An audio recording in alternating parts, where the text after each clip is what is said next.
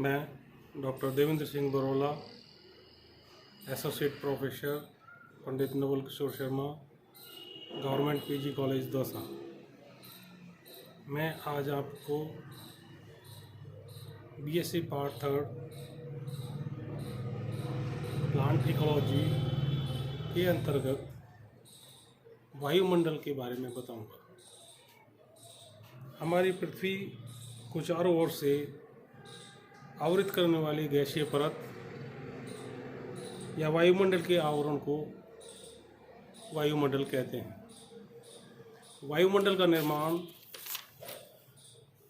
करने वाली गैसीय परत पृथ्वी की सतह से लगभग 1000 किलोमीटर या इससे भी अधिक ऊंचाई पर बाहरी अंतरिक्ष तक फैली हुई है। इसका सतत संपर्क पृथ्वी पर मौजूद सभी प्रमुख प्रकार के पर्यावरणों में पाया जाता है। पर्यावरणों घटकों से इसकी पारस्परिक क्रिया पृथ्वी पर जीवन को संबल प्रदान करने की क्षमता को प्रभावित करती रहती है। वायुमंडल की उपस्थिति समस्त जीवों के लिए एक आधारभूत आवश्यकता है, क्योंकि श्वसन के लिए आवश्यक ऑक्सीजन एवं प्रकाश के लिए आवश्यक कार्बन डाइऑक्साइड वायु में विद्यमान होती है। वैज्ञानिकों के अनुसार वायुमंडल में वायु की कुल मात्रा लगभग 6 × 10⁻15 टन मौजूद है। लेकिन पृथ्वी की सतह से जैसे जैसे हम ऊपर की ओर बढ़ते हैं तो इसके साथ ही वायु की धीरे धीरे हल्की होती जाती है। इस प्रकार वायुमंडल की अनुमानित ऊंचाई 1000 किलोमीटर में से वायु का 75% भाग 16 किलोमीटर तथा 50% भाग 6 किलोमीटर की ऊंचाई तक ही सीमित रहता है। वायुमंडल का संगठन। वायुमंडल की परतों में मुख्य रूप से नाइट्रोजन एवं ऑक्सीजन का मिश्रण पाया जाता है तथा अन्य गैसों की मात्रा अत्यंत कम होती है। वायुमंडल में धरती से 150 किलोमीटर से अधिक ऊंचाई वाले क्षेत्रों में मुख्यतः हाइड्रोजन एवं हीलियम गैसों की अधिकता पाई जाती है। वायुमंडल को जीवन के लिए आवश्यक अनेक तत्वों का भंडार गृह कहा जाता है।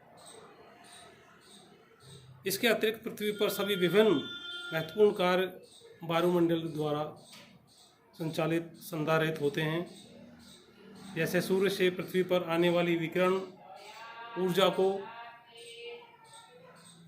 छानना एवं मौसम व जलवायु का स्थायीकरण तथा धरती की सतह को ऊष्मा से बचाना। वायुमंडल में प्रमुख गैसों का आयतन nitrogen 78.08, oxygen 20.95, organ 0.93, carbon dioxide 0.03 तथा वायुमंडल में इसके अतिरिक्त अल्प मात्रा में विभिन्न प्रकार की गैसें पाई जाती हैं, जैसे neon, helium, krypton, xenon, hydrogen, methane, nitrous oxide तथा ओजोन। उपरोक्त गैसों के अतिरिक्त पूरे वायुमंडल की लगभग 4% मात्रा जल वाष्प की होती है। साथ ही औद्योगिक महानगरों के आसपास की वायु में वायु प्रदूषणकारी गैसें जैसे sulphur dioxide, carbon monoxide, ammonia, nitrous oxide, hydrogen sulphide, methane एवं कार्बन डाइऑक्साइड इत्यादि विद्यमान होती हैं। इन गैसों के अतिरिक्त वायु में ठोस कण जैसे धूल, धुआं, कवक बीजाणु, परागकण एवं अन्य पौधों के बीजाणु भी पाए जाते हैं। अनेकों प्रकार के सूक्ष्म जीवी भी वायुमंडल में निलंबित अवस्था में मौजूद रहते हैं। वायुमंडल में उपस्थित गैसें पृथ्वी पर मौजूद प्राणियों व पेड़ पौधों के लिए अत्यंत आवश्यक हैं। पृथ्वी पर निरंतर नाइट्रोजन, हाइड्रोजन, ऑक्सीजन व कार्बन डाइऑक्साइड का चक्र नियमित रूप से संचालित होता रहता है। वायुमंडल मृदा एवं प्राणियों के बीच देखा जाता है। प्रत्येक गैस एक चक्र के रूप में ही गतिशील होकर भ्रमण करती है। परिणाम स्वरूप प्रकृति में संतुलन बना रहता है। प्रत्येक सजीव जीव श्वसन क्रिया के अंतर्गत वायुमंडल से ऑक्सीजन ग्रहण करता है एवं कार्बन डाइऑक्साइड निष्क्रमण करता है। लेकिन इसके साथ ही स्वयंपोषी हरित पादप प्रकाश संश्लेषण द्वारा वायुमंडल से कार्बन डाइऑक्साइड को ग्रहण करते हैं तथा इसका संतुलन बनाए रखते हैं। विभिन्न प्रकार के पौधों में नाइट्रोजन स्थिरकारी जीवाणु एवं नील हरित शैवाल पाए जाते हैं, जो वायुमंडलीय नाइट्रोजन और नाइट्रेट एवं नाइट्रेट में परिवर्तन कर पौधों को उपलब्ध कराते हैं। इस कार्य को संपादित करने के लिए मृदा में भी विशेष नाइट्रोजन स्थिरकारी जीवाणु एवं नील हरित शैवाल पाए जाते हैं। श्वसन क्रिया समस्त जीवधारियों में निरंतर अर्थात दिन एवं रात सभी समय संचालित होने वाली प्रक्रिया है, लेकिन स्वयंपोषी हरित पौधों में संचालित होने वाले प्रकाश संश्लेषण प्रक्रिया केवल दिन के समय ही संपन्न होती है। इस प्रकार पेड़ पौधे एवं प्राणी ऑक्सीजन का निरंतर उपयोग करते हैं, लेकिन इसके बावजूद भी प्रकाश संश्लेषण की क्रिया इतनी सक्षम होती है कि इसके द्वारा वायुमंडल में उपस्थित ऑक्सीजन एवं कार्बन डाइऑक्साइड संतुलन निरंतर कायम रहता है। वायुमंडल में उपस्थित ऑक्सीजन की सांद्रता प्राय पेड़ पौधों के वितरण एवं इनकी वृद्धि को नियंत्रित करती है। ऑक्सीजन जल में अपेक्षाकृत कम मात्रा में घुलनशील होती है तथा इसकी विसरण क्षमता भी कम होती है, लेकिन जलाशयों में उपस्थित अनेक जलोद्भिद पादप प्रजातियों में उपस्थित वायु प्रकोष्ठ ऑक्सीजन को संचित करने का कार्य करते हैं। यही नहीं, जलीय पौधे में प्रकाश संश्लेषण के दौरान ऑक्सीजन का निष्करण भी अधिक मात्रा में होता है। वायुमंडल में उपस्थित कार्बन डाइऑक्साइड की सांद्रता प्राय कार्बन उपापचय की प्रक्रिया के अंतर्गत सीमाकारी कारक के रूप में परिलक्षित होती है। यही कारण है कि पेड़ पौधे कार्बन पदार्थ या जैव पदार्थ युक्त मृदा में अत्यधिक वृद्धि करते हैं, क्योंकि इस प्रकार की मृदा में उपस्थित सूक्ष्म जीव अपनी सक्रियता द्वारा जटिल कार्बनिक पदार्थों से पर्याप्त मात्रा में कार्बन डाइऑक्साइड का निर्माण कर देते हैं।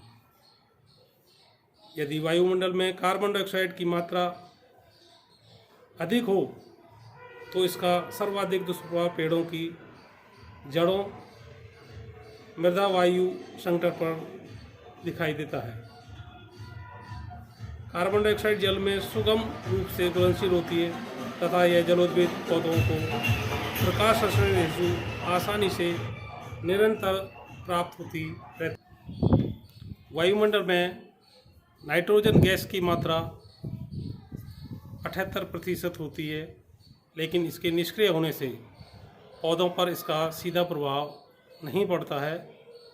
यद्यपि प्रोटीन क्लोरीन एंजाइम संश्लेषण में प्रयुक्त होने के अतिरिक्त नाइट्रोजन वृद्धि, प्रजनन एवं श्वसन जैसी महत्वपूर्ण जैविक क्रियाओं में काम आती है।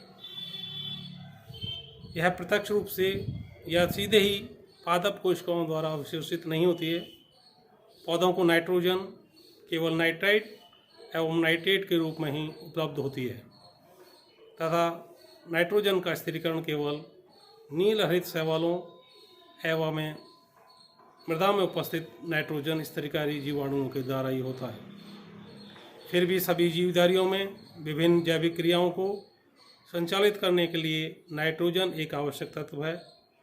इस प्रकार नाइट्रोजन, ऑक्सीजन एवं कार्बन डाइऑक्साइड इत्यादि वायुमंडल में पाई जाने वाली प्रमुख गैसें हैं, परंतु इन गैसों के अतिरिक्त पूरे वायुमंडल में आयतन के अनुसार लगभग 4% भाग के बराबर जलवाष्प हमेशा उपस्थित रहती है।